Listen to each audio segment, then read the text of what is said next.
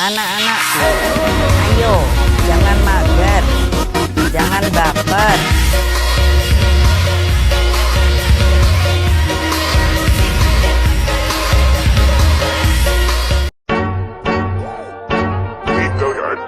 I got so.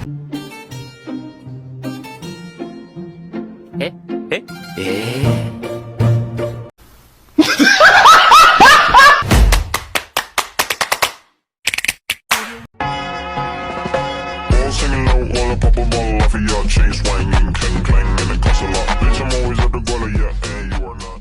Assalamualaikum warahmatullahi wabarakatuh. Perkenalkan, nama saya Reni Hafiz, NIM 20651078. Pada kesempatan hari ini kita akan membahas tentang manajemen persediaan. Adapun pula subtopik pembahasan tentang hari ini, yang pertama ada manajemen persediaan tradisional, lalu biaya persediaan, lalu EOQ dan manajemen persediaan, lalu manajemen persediaan JIT dan keterbatasan JIT, dan yang terakhir adalah kendala TOC. Adapun pula pembahasan yang pertama adalah manajemen persediaan tradisional. Mengelola tingkat persediaan merupakan hal yang mendasar dalam penetapan keunggulan kompetitif jangka panjang. Yang pertama ada mutu, rekayasa, produk, harga, lembur, kapasitas berlebihan, kemampuan merespon pelanggan akibat kinerja yang kurang baik, waktu tenggang atau lead time, dan profitabilitas keseluruhan adalah hal-hal yang dipengaruhi oleh tingkat persediaan. Secara umum, perusahaan dengan tingkat persediaan yang lebih tinggi daripada pesaing cenderung berada posisi kompetitif yang lemah. Persediaan dan bagaimana mengelolanya berkaitan erat dengan kemampuan perusahaan mendapatkan keunggulan kompetitif untuk menghasilkan uang sekarang dan di masa mendatang. Kebijakan manajemen persediaan telah menjadi sebuah senjata yang kompetitif. Lalu ada pula pembahasan tentang biaya persediaan. Permintaan akan produk atau bahan diketahui dengan pasti untuk periode waktu tertentu, biasanya 1 tahun, di mana terdapat 2 biaya utama yang terkait dengan persediaan. Jika persediaan berupa bahan baku barang yang dibeli dari sumber luar, maka biaya yang terkait dengan persediaan tersebut disebut sebagai biaya pemesanan dan biaya penyimpanan. Dan jika bahan atau barang diproduksi secara internal, maka biayanya disebut biaya persiapan dan penyimpanan. Nah, biaya persediaan ini terbagi menjadi biaya pemesanan, biaya persiapan, biaya penyimpanan, dan biaya kehabisan persediaan. Yang pertama-tama kita akan membahas tentang biaya pemesanan atau ordering cost. Adalah biaya yang melakukan pesanan dan menerima pesanan. Contohnya mencakup biaya pemrosesan pesanan atau biaya klerikal dan dokumen, biaya asuransi untuk pengiriman, dan biaya persiapan dan biaya penyimpanannya. Nah, lalu pembahasan kedua yang akan kita bahas yaitu biaya persiapan atau setup cost. Adalah biaya penyiapan peralatan dan fasilitas sehingga dapat digunakan untuk memproduksi komponen tertentu. Contohnya adalah upah pekerja bagian produksi yang menganggur atau idle, biaya fasilitas produksi yang menganggur atau laba yang hilang, dan biaya uji coba produksi atau tenaga kerja, bahan, dan overhead. Nah, lalu yang ketiga ada biaya penyimpanan atau carrying cost. Adalah biaya untuk penyimpanan persediaan. Contohnya adalah asuransi, pajak, persediaan, keusangan, biaya oportunitas, dana yang terkait dalam persediaan, dan biaya penanganan dan ruangan penyimpanan. Lalu yang terakhir ada biaya kehabisan persediaan atau stock out cost. Adalah biaya yang terjadi karena perusahaan tidak dapat menyediakan produk yang diminta pelanggan. Contohnya adalah penjualan yang hilang, baik saat ini maupun masa mendatang, biaya ekspedisi atau meningkatnya beban transportasi, lembur, dan lainnya, serta biaya akibat produksi yang terputus. Lalu selanjutnya ada EOQ dan manajemen persediaan. Pendekatan tradisional untuk mengelola persediaan dikenal sebagai sistem just in case. Dalam beberapa keadaan, sistem persediaan just in case sangat tepat secara keseluruhan.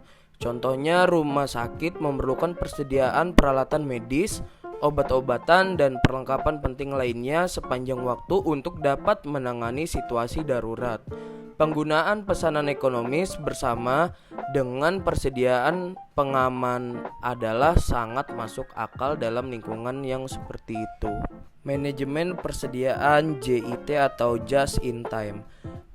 Kemajuan dalam transportasi dan komunikasi telah banyak berperan dalam sistem penciptaan kompetisi global. Kemajuan teknologi telah menyebabkan siklus hidup menjadi lebih singkat dan keragaman produk semakin meningkat.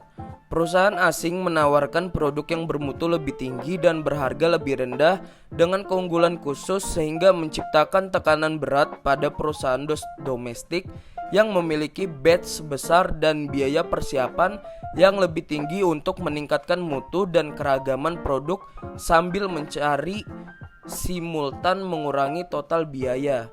Tekanan kompetitif ini telah menyebabkan banyak perusahaan meninggalkan model EOQ untuk beralih ke pendekatan just in time. Just in time mempunyai dua tujuan strategi, yaitu meningkatkan laba dan memperbaiki posisi kompetitif perusahaan. Kedua tujuan ini dicapai dengan mengendalikan biaya yang memungkinkan persaingan harga yang lebih baik dan peningkatan laba. Just in time sendiri adalah pendekatan manufaktur yang menyatakan bahwa barang harus ditarik melewati sistem oleh permintaan saat ini daripada didorong melalui sistem pada schedule tetap berdasarkan permintaan yang diantisipasi. Salah satu pengaruh JIT adalah mengurangi persediaan hingga ke tingkat yang lebih rendah. Usaha untuk mencapai tingkat persediaan yang tidak signifikan adalah penting bagi kesuksesan JIT. Adapun pula kinerja due date. Kinerja due date adalah kinerja yang diukur untuk mengukur kemampuan perusahaan untuk menanggapi kebutuhan pelanggan. Di masa lalu, persediaan barang jadi telah digunakan untuk menjamin bahwa perusahaan mampu memenuhi tanggal pengiriman yang diminta. Di JIT ini ada pun pula sistem Kanban. Sistem Kanban adalah sistem informasi yang mengendalikan produksi melalui penggunaan tanda atau kartu. Sistem Kanban bertanggung jawab dalam menjamin bahwa produk yang dibutuhkan atau komponen diproduksi atau diakuisisi dalam kuantitas yang sesuai secara tepat waktu. Sistem Kanban dasar menggunakan 3 kartu, yaitu Kanban penarikan atau withdrawal Kanban, yang kedua Kanban produksi atau production Kanban, yang ketiga Kanban pemasok atau vendor Kanban. Adapun pula keterbatasan JIT. JIT bukan merupakan pendekatan yang bisa dibeli dan ditetapkan dengan hasil segera. Implementasinya merupakan proses evolusioner, bukan revolusioner. JIT seringkali disebut sebagai program penyederhanaan, namun ini bukan berarti mudah atau sederhana untuk diterapkan. Kekurangan yang paling menonjol dari JIT adalah ketiadaan persediaan untuk menyangga penghentian produksi. Penjualan saat ini secara konstan terancam oleh terhentinya produksi yang tidak terduga. Kenyataannya, bila terjadi masalah, pendekatan JIT mencoba untuk menemukan dan menyelesaikan masalah sebelum aktivitas produksi lebih lanjut bakal terjadi. Kendala TOC atau Theory of Constraints. Teori kendala adalah menempatkan manajemen persediaan sebagai sesuatu hal yang penting dibandingkan sudut pandang tradisional. TOC mengakui bahwa penurunan persediaan akan mengurangi biaya penyimpangan dan dengan demikian menurunkan beban operasi serta memperbaiki laba bersih. TOC sendiri memfokuskan pada 3 ukuran kinerja perusahaan, yaitu yang pertama ada throughput, yang kedua ada persediaan, yang ketiga ada beban operasi. Dengan demikian, throughput meminimalkan persediaan dan menurunkan beban operasi. 3 ukuran kinerja keuangan dan dipengaruhi laba bersih dan pengembalian atas investasi serta arus kas akan meningkat. Menaikkan throughput dan menurunkan beban operasi selalu ditekankan sebagai unsur penting dalam memperbaiki 3 unsur kinerja keuangan.